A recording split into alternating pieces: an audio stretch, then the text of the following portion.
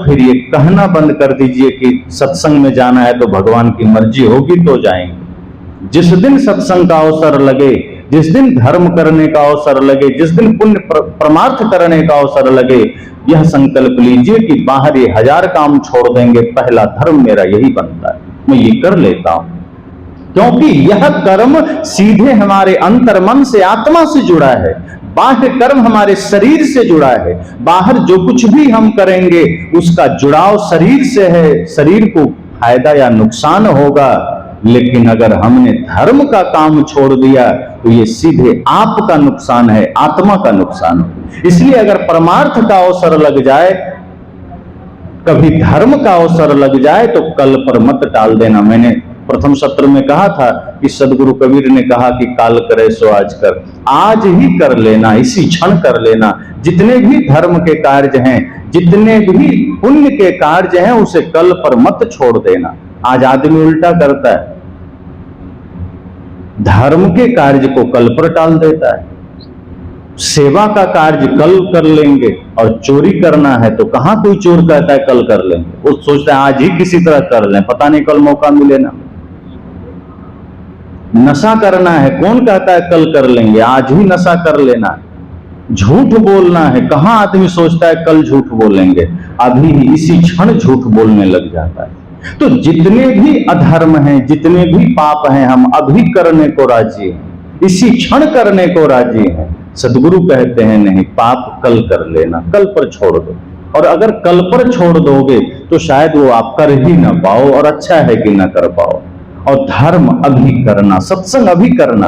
तो किसी भगवान पर मत छोड़ देना कि भगवान जब चाहेंगे तो सत्संग करेंगे, भगवान चाहेंगे तो धर्म के पथ पर चलेंगे। सदगुरु कहते हैं ये भगवान की बैसाखी लेना छोड़ दो, ये भगवान का सहारा लेना छोड़ दो। खुद अपने भीतर के भगवत्ता को जगाओ, तुम ही परमात्मा हो। सदगुरु ने कहा ना कि हृदय में राम बसता है, तुम जानते नहीं।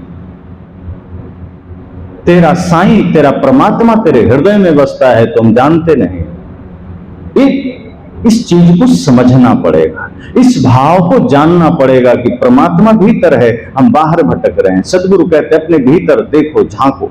और कृष्ण भी यही कहते हैं, ईश्वर सर्वभूतानां हृदय से अर्जुन तिष्ठति। अर्जुन को शंका हुई कि प्रभु आप ईश्वर ईश्वर की बात करते हैं, ये ईश्वर क्या है, कौन है? कृष्ण कहते हैं जिसमें सारे ऐश्वर्य निवास करते हैं वही ईश्वर है। तो अर्जुन का दूसरा प्रश्न हुआ, रहता कहाँ है? तो कृष्ण कहते हैं कहीं बाहर नहीं रहता है। ईश्वर सर्वभूतानां हृदय से अर्जुन तिष्ठति। ये जितने भी भूत प्राणी हैं, इनके हृदय में ईश्वर रहता है, बाहर खोजने की जरूरत नहीं। और इसी बात को बिल्कुल हिंदी में तुलसीदास जी कहते हैं।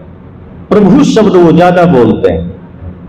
तो लोगों ने कहा कि बाबा आप तो प्रभु शब्द बोलते हैं, ये प्रभु क्या है? तो गोस्वामी जी तो बढ़िया व्याकरण जानते थे। उन्होंने कहा देखो, प्र उपसर्ग है और भू सत्तायाम धातु है, जिसका अर्थ होता है सर्वोत्कृष्ट सत्ता।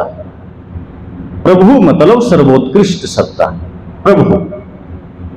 तो लोगों ने कहा रहता कहाँ है?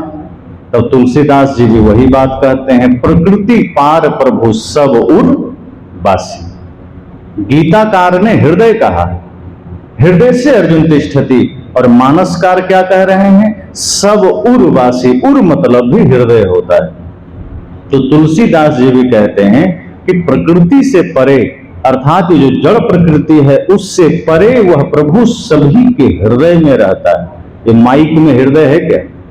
पत्थर में हृदय होता है? पहाड़ में हृदय है? पानी में हृदय है? तो वहां भगवान कैसे मिलेंगे? तुलसीदास जी तो कहते हैं सब उर्वासी। उर अर्थात हृदय में रहता है। तो हृदय जितने भी जीवित प्राणी हैं उसी के पास होता है, किसी निर्जीव के पास हृदय नहीं होता है। इसका मतलब है कि परमात्मा को खोजने के लिए पहाड़ों में जाने की जरूरत नहीं है, मंदिरों में जाने की जरूरत नहीं।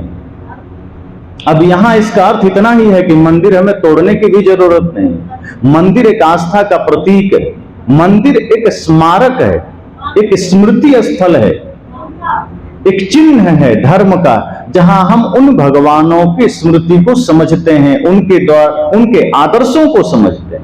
वो पूजा की चीज नहीं है, वो वहां समझने की चीज है। हम वहां इस कदर पूजा में लग जाते हैं कि कर्म ही भूल जाते हैं। मंदिर जाइए, गिरजाघर जाइए, गुरुद्वारा जाइए, जैसे आप आश्रम जाते हैं वही भाव से मंदिर जाइए और वहां विराजमान किसी भी महापुरुष भगवान की प्रतिमा को देखिए, उनके चित्र को देखिए, उनकी मूर्ति को देखिए, उनके चित्र के पीछे के चरित्र को स्मरण करिए कि आज तक ये इस जगह विराजमान क्यों हैं, क्या इन्होंने किया था, ये कौन सा कर्म इन्होंने किया जो आज इनकी प्रतिमा इस मंदिर में स्थापित की गई है, जो लाखों करोड़ों लोग अपना श्रद्धा की पुष्प यहां अर्पित करते हैं। और संकल्प लीजिए कि जिन मर्यादाओं का पालन इन्होंने किया है, चाहे वो राम हो, चाहे कृष्ण हो, चाहे कोई भी भगवान हो, सोचिए कि जिन आदर्शों को इन्होंने जिया, जिन मर्यादाओं को इन्होंने धारण किया, बस वही हमें अपने जीवन में जोड़ लेना है। जो राम ने मर्यादा स्थापित की, जो भातृत्व प्रेम स्थापित किया, जो माता पिता गुरु के प्रति श्रद्धा और समर्पण का भाव स्थापित किया, वही मुझे अपने जीवन में जोड़ लेना है। अगर यह संकल्प लेकर आप राम मंदिर में गए तो आपका घर भी दूसरे दिन ही राम मंदिर बन सकता है। वरना आप मंदिर तो राम के जाएंगे, घर लौटेंगे रावण बनकर, घर लौटेंगे राक्षस बनकर, घर लौटेंगे विकृति मानसिकता लेकर और अपने भाई के साथ झगड़ा करेंगे, माता पिता का अनादर करेंगे, गुरु का अनादर करेंगे, पड़ोसियों का अनादर करेंगे, मित्र के साथ दगाबाजी करेंगे, छुआछूत करेंगे, जाति पात करेंगे और फिर आप कहेंगे मैं तो राम के मंदिर से होकर लौटा हूं। कोई अर्थ नहीं है इसका। राम के मंदिर से लौटिए तो राम के आदर्शों को नमन करके लौटिए, राम के मंदिर से लौटिए तो राम की मर्यादाओं को अपने मर्यादा बनाकर लौटिए, उनके प्रेम को अपना प्रेम बनाकर लौटिए, उनकी मातृपितृ गुरु भक्ति को अपनी मातृपितृ गुरु भक्ति बनाकर लौटिए, तब मंदिर जाना सार्थक हुआ। वरना मंदिर की यात्राएं होती रहेगी, कर्म में मंदिर ना उतर सकेगा। इसलिए मैंने कहा कि सदगुरु कबीर ने कहा कि बाहर तुम जिस रूप में भगवान मानते हो मैं वैसा नहीं मानता, इसलिए दुनिया ने उन्हें नास्तिक कह दिया। वे कहते हैं मैं सबके हृदय में भगवान मानता हूं, इसलिए सबसे बड़े आस्तिक सदगुरु कबीर साहब हैं, क्योंकि वो जैसा है वैसा मानते हैं, वो कल्पनाओं में नहीं जीते हैं, वे यथार्थ में जीते हैं। वे कहते हैं कि मैं यथार्थ बात करता हूं, मैं जैसा है वैसा कहता हूं, जो है वैसा कहता हूं, सबके घट में परमात्मा है, मैं ऐसा मानता हूं, ऐसा है भी, और इसलिए मेरी नजर में माता पिता गुरु ही भगवान हैं, अर्थात जितने भी जीव हैं उनके भीतर परमात्मा है, सब भगवान का स्वरूप है, सबके साथ प्रेम करो। इसलिए सदगुरु कबीर की करुणा विराट है। वे एक व्यक्ति, दो व्यक्ति, 100 व्यक्ति, 50 व्यक्ति, 1000 व्यक्ति तक सीमित नहीं है। वे तो कहते हैं मैं रोवूं इस जगत को, मुंह को रोवे न कोई। अब सोचो, ये छोटी बात नहीं है, सुनने में छोटी लगती है कि मैं रोवूं इस जगत को। कौन ऐसा होगा जो पूरे जगत को रोएगा? किसके भीतर इतना सामर्थ्य है? कोई अपने बेटा के लिए रोता है, कोई बेटी के लिए, कोई पत्नी के लिए, कोई पति के लिए, कोई माँ के लिए, कोई पिता के लिए, कोई किसी से प्रेम करता है, प्रेमी प्रेमिका के लिए, कोई धन के लिए, कोई पद के लिए। सदगुरु कबीर कहते हैं नहीं, इन सारे दायरों से मैं ऊपर हूं, मैं जगत के लिए रोता हूं। मेरी चिंता सिर्फ मेरी चिंता शरीर के लिए नहीं है, मेरे व्यक्तिगत स्वार्थ के लिए नहीं है, मेरी चिंता जगत के लिए है, मेरा भाव जगत के लिए, मेरा प्रेम जगत के लिए, मेरी करुणा जगत के लिए, मैं जगत के लिए सोचता हूं। किसी की करुणा इतनी विराट हो सकती जो एक छोटे से जीव को लेकर के बड़े से बड़े जीव के लिए उतनी ही करुणा हो, एक साधारण मनुष्य से लेकर बड़े बड़े राजा महाराजा के लिए उतनी ही करुणा हो। तो सदगुरु कबीर कहते हैं बाहर कोई भगवान नहीं और कोई आज तक सिद्ध नहीं कर पाया। जब ऐसी बातें आती है, कई लोग कहते हैं भगवान लीला कर रहे हैं, इसलिए वो अभी कलयुग में नहीं आ रहे। सतयुग में आए थे 4 बार, त्रेता में आए थे 3 बार, द्वापर में आए थे 2 बार, कलयुग में अभी 1 भी बार नहीं आए। तो मैंने कहा कि आते कब हैं? अगर भगवान बाहर हैं तो उनका आना कब होगा? कोई तो तिथि होगा, कोई तो, जैसे मान लीजिए हम लोग यहाँ आए तो क्यों आए? आपने सत्संग का आयोजन रखा, आपने बुलाया, हम आ गए। आप हमको पूछते नहीं, बुलाते नहीं, तो हम ऐसे तो नहीं आते। हमें क्या पता कि यहाँ सत्संग होना है, कैसे आते? जानकारी ही नहीं मिलती। आपने सूचना दिया, हम आ गए।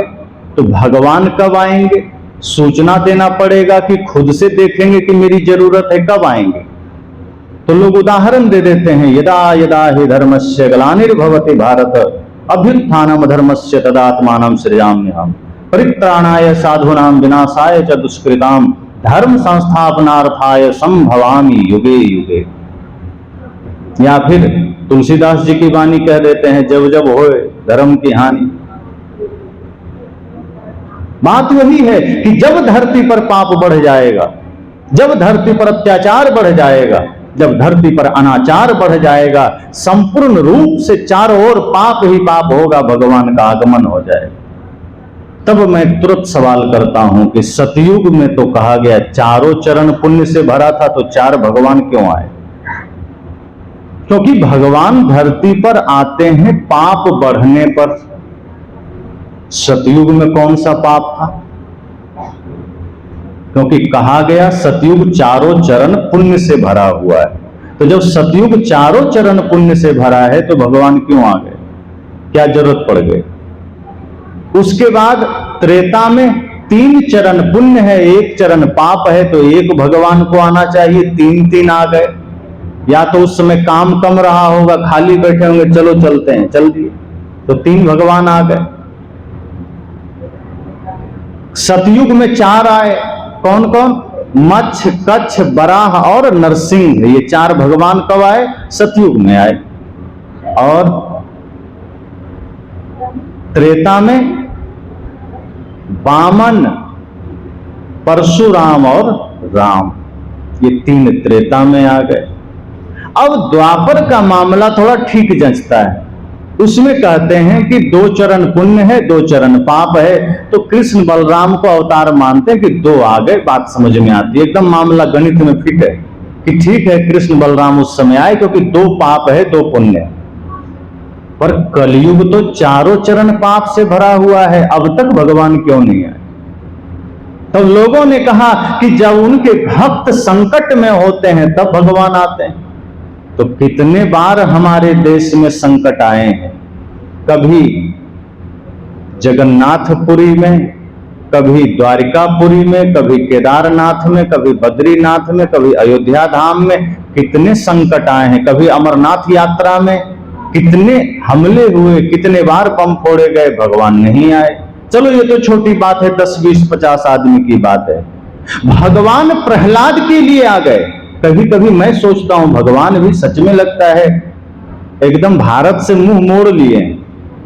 प्रहलाद के बुला